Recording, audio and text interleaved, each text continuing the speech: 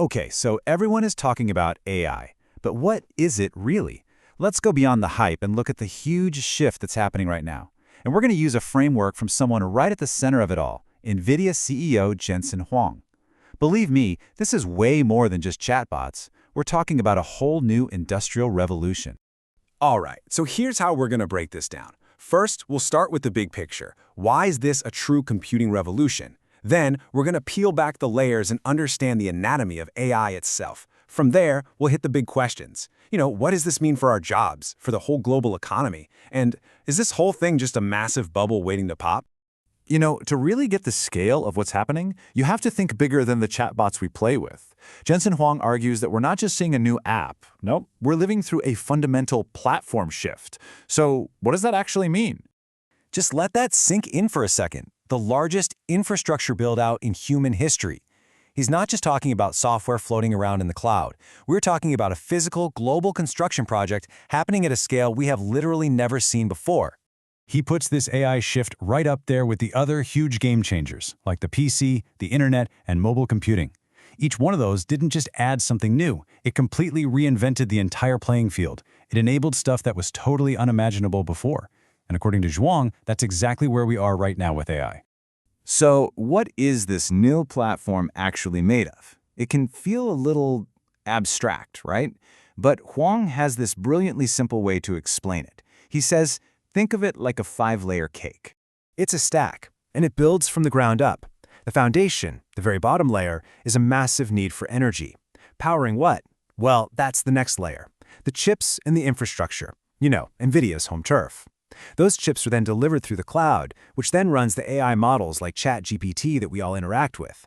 And then, at the very top, where the real economic value gets created, are the applications built on top of those models. And this brings us right back to that physical reality I mentioned. We're not just talking about code. This is a huge industrial project and needs new chip factories, new computer factories, and what Huang calls AI factories. And you know what that means? A boom for electricians, for plumbers, for steel workers, and for technicians. So this massive build-out, it brings us to the most personal question of all, right? What does this revolution mean for our jobs? I mean, the fear of being replaced is real, but the story, well, it might be a little more complicated than that. Huang gives us a really helpful way to think through all this anxiety. He says we need to stop thinking just about our jobs and start making a distinction between the specific tasks we do and the ultimate purpose of our work. Let's take radiologists, for example. A key task they have is studying scans. And yeah, AI is now superhuman at that. But their purpose, their real value, is diagnosing disease and caring for patients. And that purpose isn't replaced. It's actually enhanced. In fact, just think back about 10 years ago, when computer vision AI got incredibly good. The prediction was clear. The profession of radiology was toast. I mean, it seemed like an open and shut case. But what actually happened was the complete opposite. AI automated the task, which freed up radiologists to focus on their purpose. And the result? Well, hospitals could serve way more patients, revenues went up, and they ended up hiring more radiologists, not fewer. Wild, right? And we're seeing the exact same pattern play out with nurses. A huge part of their job is the task of charting and documentation. AI is starting to automate that, which means they can spend more time on their core purpose, direct patient care. And the result? Hospitals can handle more patients, and surprise, surprise, the demand for nurses goes up. Now, this whole idea of enhancing purpose, it doesn't just apply to individual jobs. Huang argues it applies to entire nations. AI could basically reshape the entire global economy. He makes this really powerful case that every single country should build its own AI. And you might ask why? Well, because a nation's own language and its own culture actually become a unique natural resource for training AI models.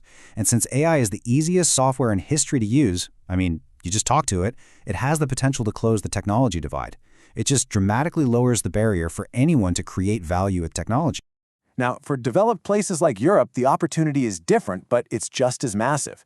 The key here is to fuse its incredible industrial and manufacturing strength with artificial intelligence. This could let Europe leapfrog everyone into the next era of robotics, and what people are starting to call physical AI. Okay, so we have trillions of dollars in investment, a historical build-out. All of this brings up the elephant in the room. Is this whole thing just a massive speculative bubble? It's the big question, isn't it? The one on every single investor's mind. The investment numbers are just staggering. In the last year alone, venture capitalists poured over $100 billion into brand new companies built entirely on AI. That is a historically huge bet. But this isn't just speculative hype. There's real, tangible, worldwide demand that's just blowing past supply. And a key indicator of this is that the price to simply rent the NVIDIA computing chips you need for AI, it's going up, even for models that are 2 generations old. That's a huge signal. When prices for old equipment are still rising, it means there's real fundamental utility driving the demand, not just a speculative frenzy. And this is where Jensen Huang completely flips the entire bubble question on its head. He argues we're asking the wrong thing. It's not, are we investing too much? The real question is, are we investing enough to unlock AI's full potential to grow the entire global economy? And that leaves us with a final thought. If this framework is right, then the AI revolution isn't a question of if, it's a question of how. The platform shift is here. The real challenge now for all of us, as individuals, as companies, and as countries, is to figure out how we're going to be a part of it.